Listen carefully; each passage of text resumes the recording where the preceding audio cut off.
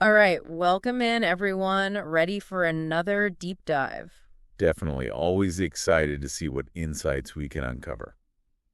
Today, we're going deep on a topic that's, well, pretty fundamental to just about everything: education. And specifically, we're going to look at how it shapes not just our English language skills, but how we understand different cultures and even the kinds of opportunities that come our way. Right? It's kind of the bedrock, isn't it? Exactly.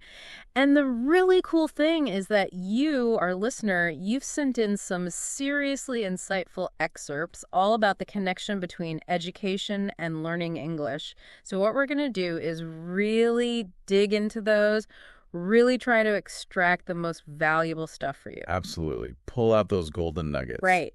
So by the end of this deep dive, you'll have a much clearer sense of how education, in all its different forms, can really boost your English fluency and your communication skills in general, and maybe even expand your worldview a little bit along the way. Sounds like a plan. Where do we begin? Well, first, we need to unpack the basics. Like, how does education actually help you build that foundation for mastering English? Because it's about more than just memorizing a bunch of words. Oh, absolutely. And that's something that really shines through in the excerpts you sent. Education provides this, structured framework, a systematic way to build your proficiency. It's about getting a grasp of the grammar, the vocabulary, but also how it all fits together within a culture to actually create meaning. Yeah, you can't just learn words in isolation. Exactly. It's like, imagine trying to build a house without knowing how the different parts fit together.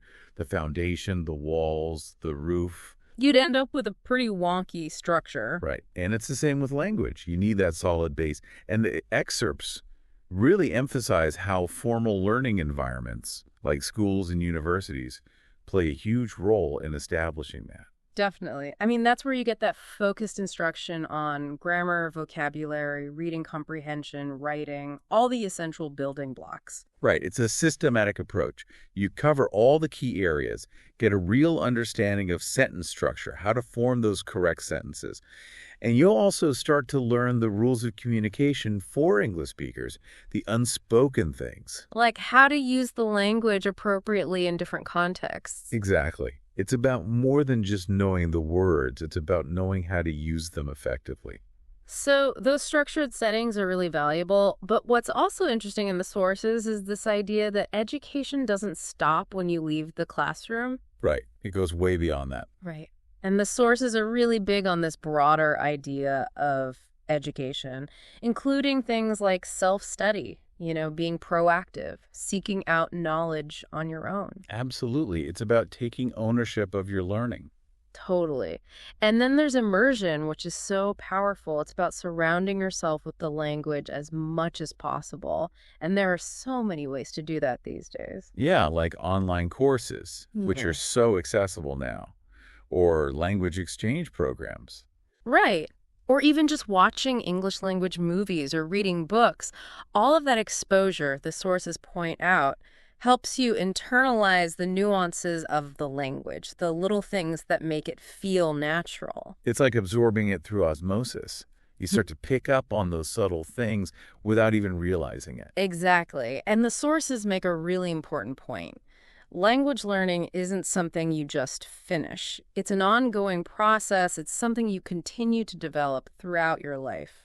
And speaking of ongoing learning, the excerpts also highlight how technology has become such a vital part of that process. Oh, yeah. I mean, it's a game changer. It really is. The digital world is packed with resources for English learners at every level. The sources specifically mention mobile apps, which are so convenient for squeezing in practice throughout the day. Right. And there are interactive websites, virtual classrooms, all kinds of amazing stuff. And the technology itself is incredible, right? Definitely. We've got speech recognition that can tell you how your pronunciation is. It's like having a personal coach in your pocket. And then real-time translations, interactive content that makes learning more engaging. Yeah, there's just so much out there. But, as the sources rightly point out, it's important to have a balanced approach. Totally. You can't just rely on one thing. It's about using a variety of methods. Exactly.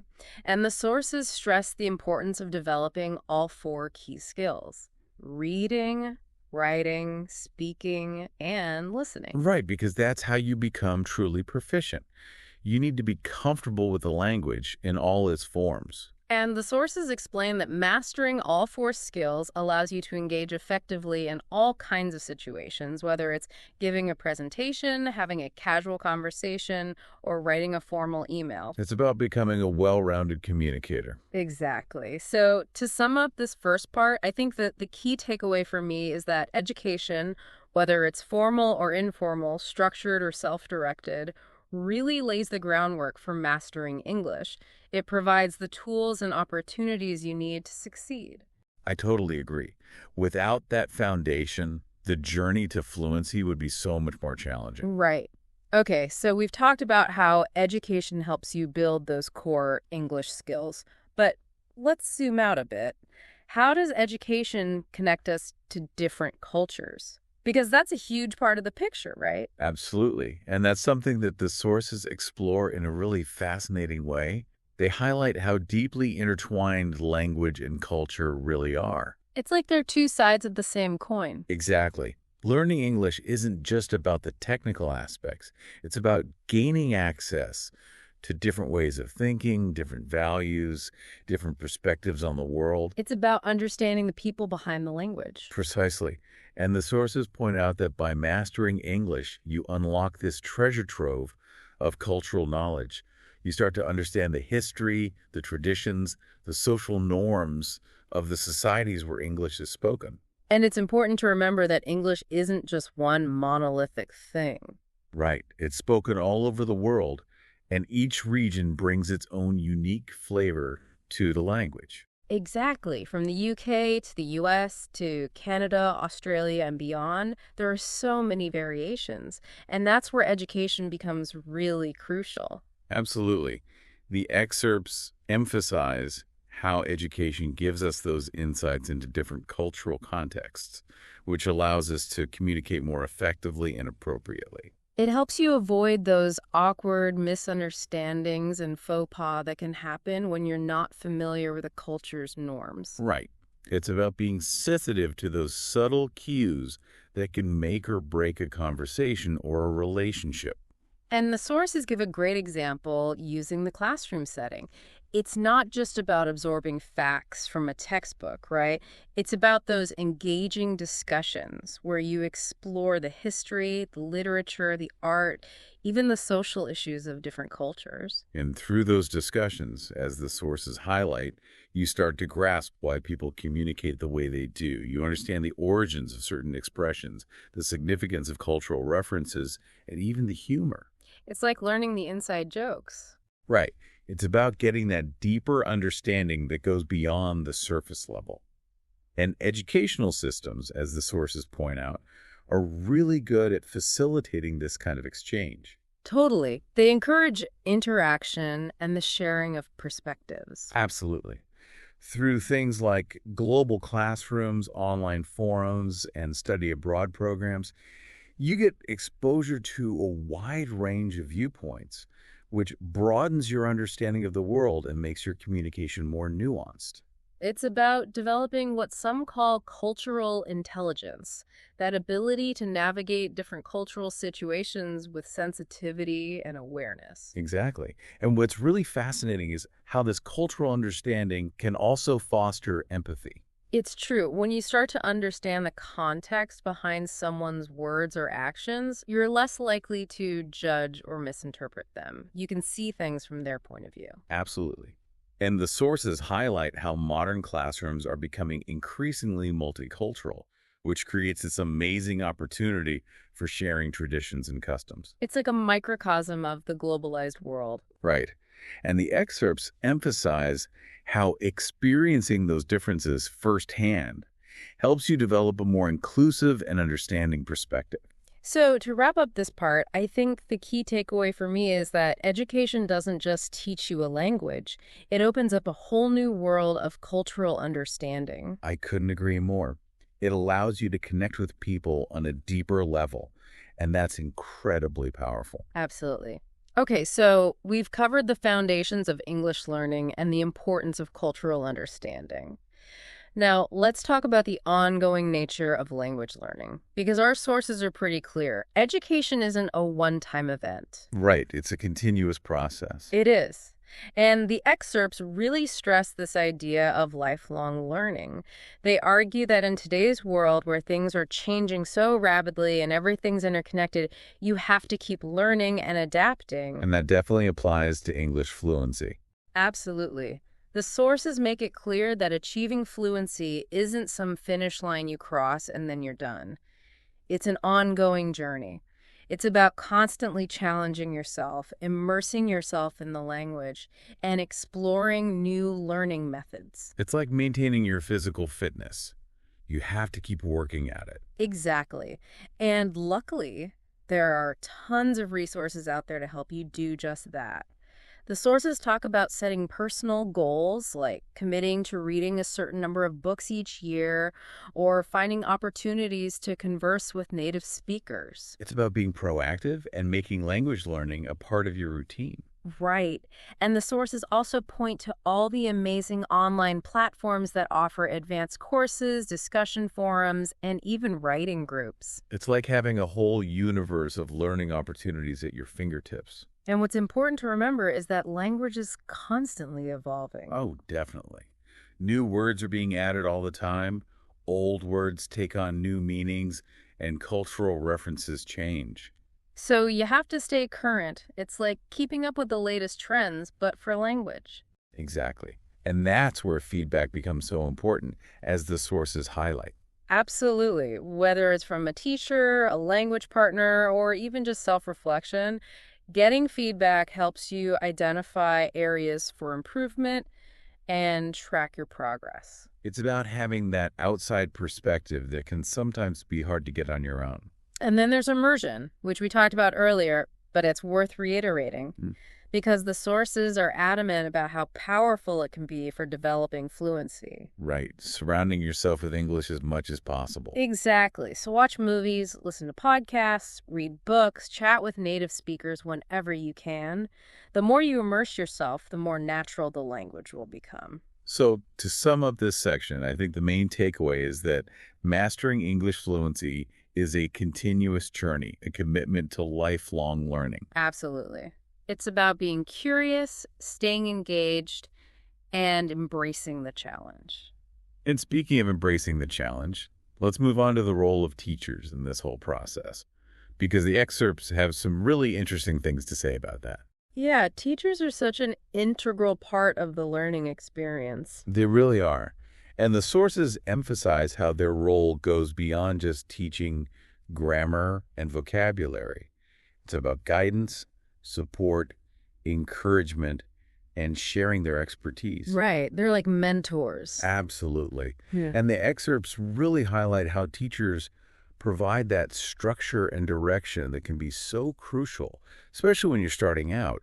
They break down complex concepts, introduce you to effective learning strategies, and help you build that solid foundation. And they do it in a way that's tailored to each individual student, which is so important. Definitely. The sources talk about the importance of recognizing different learning styles and adapting teaching methods accordingly. Whether you're a visual learner, an auditory learner, or a kinesthetic learner, a good teacher will find ways to make the material resonate with you. And they also create that safe and supportive environment where you feel comfortable making mistakes. Which is so important for language learning. Because let's face it, everyone makes mistakes when they're learning something new. It's inevitable. And the sources point out that effective teachers embrace those mistakes as opportunities for learning. They encourage students to take risks and not be afraid to try. Because that's how you learn and grow. And the feedback they provide is essential for that growth. Absolutely. Whether it's constructive criticism or positive reinforcement, feedback helps you see your strengths and weaknesses and understand where you need to focus your efforts. It's like having a personal guide on your language learning journey. And teachers also serve as role models, as the sources highlight. Right. They embody the language in a way that students can aspire to. Exactly. Their speech, their writing, it all sets a standard for effective communication. And let's not forget the motivational aspect, which is so important. It's true.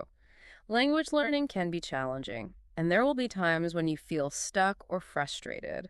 A good teacher can help you push through those moments, remind you of your goals, and reignite your passion for learning. So the takeaway here is that teachers play a vital role in shaping language skills. They're more than just instructors, they're mentors, guides, and cheerleaders. Okay, so we've talked about the human side of education, but we can't ignore the elephant in the room, technology. Because, as our sources point out, it's had a huge impact on how we learn. It's revolutionized education in so many ways. It really has. The sources emphasize how technology has made language learning more accessible, interactive, and engaging than ever before. Right. It's put a world of resources at our fingertips. Exactly.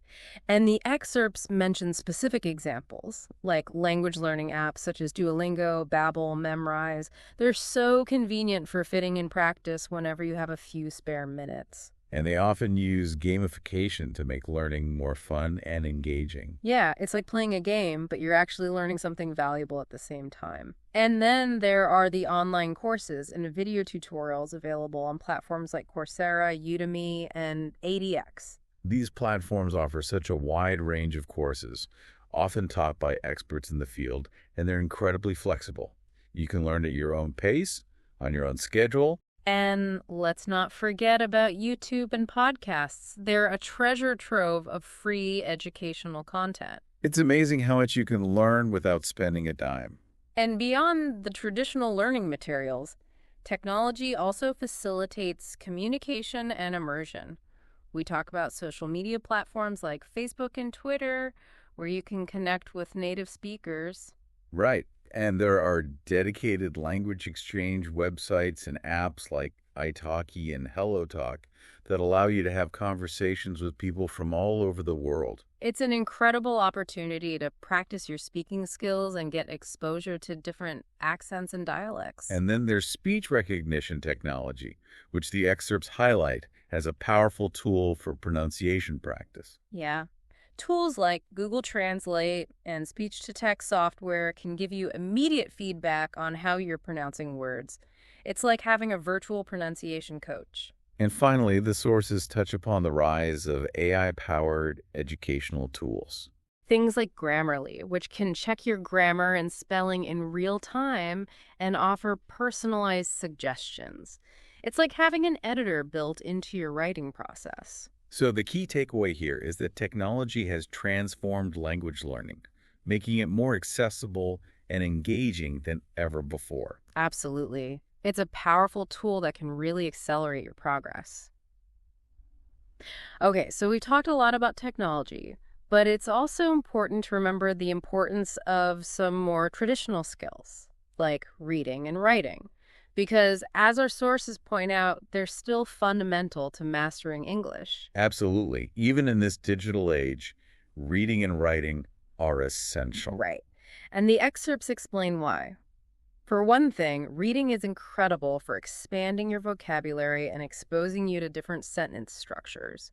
You see how words are used in context, which helps you understand their nuances and subtleties. And you also get exposed to different writing styles, which helps you develop your own writing voice. Exactly. Whether it's fiction, nonfiction, news articles, blog posts, you see how English can be adapted for different audiences and purposes. And then there's writing, which allows you to put all that knowledge into practice. Right. The act of writing forces you to think about grammar, vocabulary, sentence structure, and that helps solidify your learning. It's one thing to understand the rules, but it's another thing to actually apply them. Exactly. And writing also helps you develop your own unique voice in the language, which can make the learning process more enjoyable and rewarding. It's a form of self-expression. And as the sources highlight, writing is also great for reinforcing correct grammar and syntax. It's true. When you write, you have to think more consciously about the rules, and that helps you internalize them. So the takeaway here is that Reading and writing are still essential for mastering English, even in the digital age. They complement the other skills we've talked about and help you develop a deeper understanding of the language.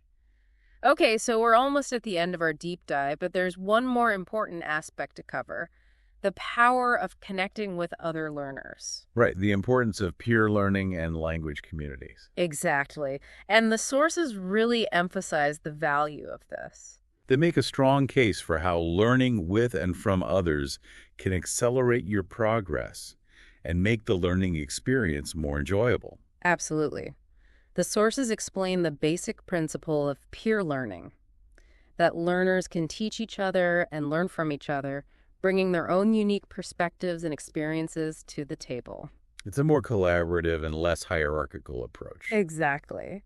And one of the biggest benefits, as the excerpts point out, is the opportunity for practice in a supportive and less judgmental environment. Right. Because let's be honest, speaking a new language can be intimidating, especially in the beginning. It's nerve-wracking.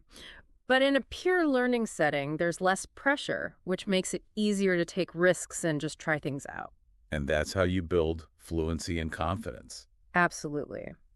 And the sources mention various forms of peer learning, from informal study groups to more structured online forums. Right. Whether it's meeting up with a few friends to practice speaking or joining an online community of learners, the important thing is to find ways to connect with others who are on the same journey. And then there are the broader language communities, both online and in person.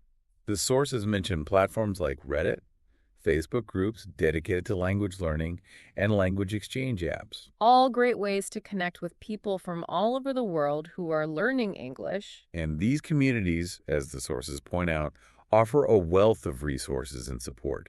You can ask questions, share experiences, get feedback, and even learn about different cultures.